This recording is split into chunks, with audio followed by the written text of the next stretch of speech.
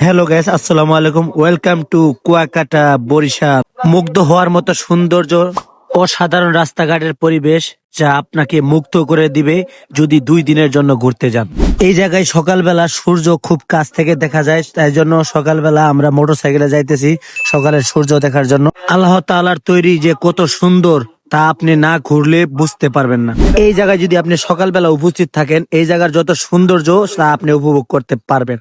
ভিডিওটা যদি উপরে টান না দেন, এই জায়গার যত সৌন্দর্য যা আপনি না গেলেও অবশ্যই সব এই ভিডিওর মাধ্যমে দেখতে পারবেন। তো চলুন দেরি না করে আমাদের সুন্দর সুন্দর জায়গাগুলো এই ভিডিওর মাধ্যমে আপনাদের দেখিয়ে দিই।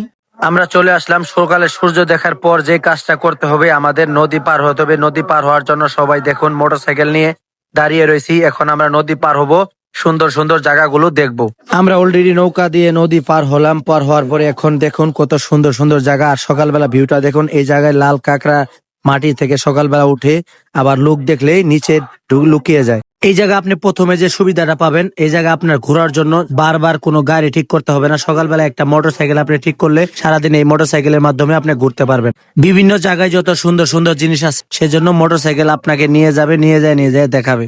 এই যে বাজারটা দেখতাছেন, এই জায়গায় ছোট বাচ্চাদের খেলনা এবং কি মেয়েদের অনেক কসমেটিক এবং কি অনেক সুন্দর সুন্দর জিনিসপত্র পাবেন। এটা নাকি একটা মন্দির, তো আমাদের বলল এটা দেখার জন্য, তো আমরা টিকিট নিয়ে ফেললাম। এখন ভিতরে যাইতেছি। এটার ভিতরে নাকি কি অনেক কিছু দেখার আছে, তাই আমরা সবাই মিলে ভিতরে গেলাম, দেখি এর ভিতরে কি কি আছে। তার ভিতরে আমরা সবাই একসাথে প্রবেশ করলাম এবং যা যা আছে আমরা ঘুরে ঘুরে দেখলাম। এই জায়গায় আসলে আপনাকে অবশ্যই সময় নিয়ে আসতে হবে। সুন্দর সুন্দর জায়গাগুলো আপনাকে সময় নিয়ে দেখতে হবে, ঘুরতে হবে, তাহলে সেটা আপনি আনন্দ উপভোগ করতে পারবেন। সব জায়গায় তো আর যাওয়া যায় না, আর ভিডিওর মাধ্যমে সবকিছু দেখানো যায় না। এই জায়গায় আসলে অবশ্যই মনোরম পরিবেশে আপনারা সুন্দর আনন্দ উপভোগ করতে পারবেন, এটুকু আশাবাদী।